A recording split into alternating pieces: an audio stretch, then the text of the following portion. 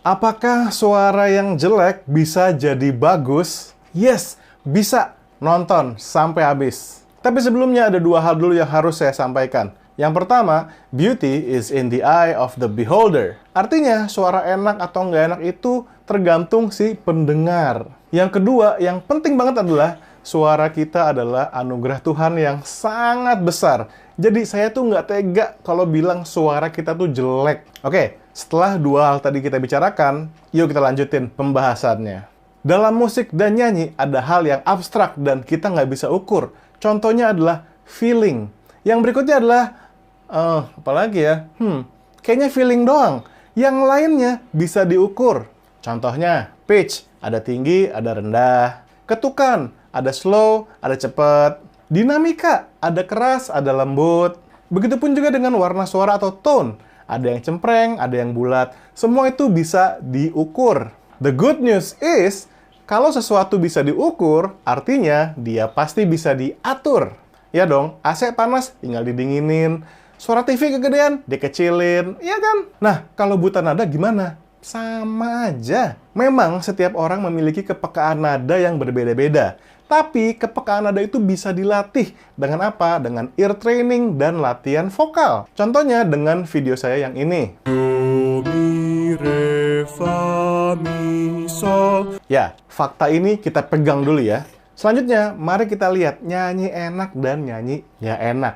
Nyanyi enak adalah hasil dari bunyi-bunyian yang harmonis. Sedangkan nyanyi nggak enak adalah hasil dari bunyi-bunyian yang tidak harmonis. Kalau dicontohkan dalam bentuk visual, ini harmonis, ini tidak harmonis. Harmonis itu maksudnya gimana? Contohnya ya, apakah pitch dia nyanyi pas nadanya? Apakah ketukannya harmonis dengan temponya? Atau apakah suaranya maksa atau enggak?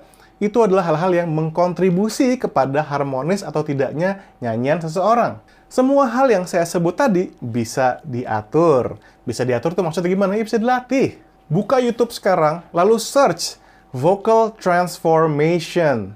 Ada banyak penyanyi yang menunjukkan hasil kerja keras mereka. Dari yang nyanyinya belum enak sampai jadi enak didengar. Kok mereka bisa? Jawabannya adalah latihan, latihan, dan latihan. Terus apa yang dilatih? Latihan nyanyi dong. Tapi nggak sekedar nyanyi doang. Sebelum kita latihan nyanyi, kita harus identifikasi dulu masalah kita apa. Apa yang bikin nyanyian kita tidak harmonis? Apakah pitch kita berantakan? Apakah tempo kita nggak pas ketukannya? Atau apakah improv kita lebay? Atau mungkin juga lagu yang kita nyanyiin nggak pas dengan style kita? Atau mungkin ada part yang ketinggian atau ada yang kerendahan? Bisa jadi masalah nada dasar. Identifikasi dulu apa masalah kita dan apa yang membuat kita tidak harmonis. Karena kita hanya bisa memperbaiki suatu masalah kalau kita tahu masalahnya apa, ya kan? Bener kan? Ya udah, sekarang caranya gimana? Ini advice saya. Rekam dan evaluasi. Lakukan ini secara berkala. Kenapa kita rekam? Karena saat kita nyanyi, kita tidak bisa menilai diri sendiri. Otak kita terlalu sibuk konsentrasi untuk bernyanyi. Makanya direkam, setelah itu kita dengerin lagi, dan kita evaluasi. Oh, ketahuan nih, saya pitchy di bagian sini.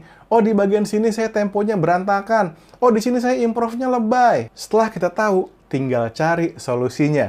Yang mana di YouTube channel Vokal Plus banyak banget videonya. Search aja, Fales Vokal Plus, Tempo Vokal Plus, Dinamika Vokal Plus, ada semua videonya. Ini baru dari satu channel. Di YouTube bertebaran cara-cara latihan untuk hal-hal yang spesifik seperti tadi. Seiringan dengan itu, kita sebagai penyanyi wajib banget mengasah terus selera kita dan juga referensi musik kita. Kalau kita pengen bagus nyanyi R&B, ya dengerin R&B setiap hari. Kalau kita pengen bagus nyanyi keroncong misalnya, ya dengerin keroncong setiap hari. Karena apa yang kita dengar setiap hari akan berpengaruh ke style kita saat kita nyanyi. Jadi, kita harus immerse ourselves dengan style yang ingin kita nyanyikan. Listen, listen, listen, and listen. Ya udah, sekian dulu untuk video hari ini. Semoga bisa membuat kalian terus semangat dan terus belajar. Karena kita sebagai seniman, sebagai musisi, sebagai penyanyi, itu belajar nggak ada berhenti ya.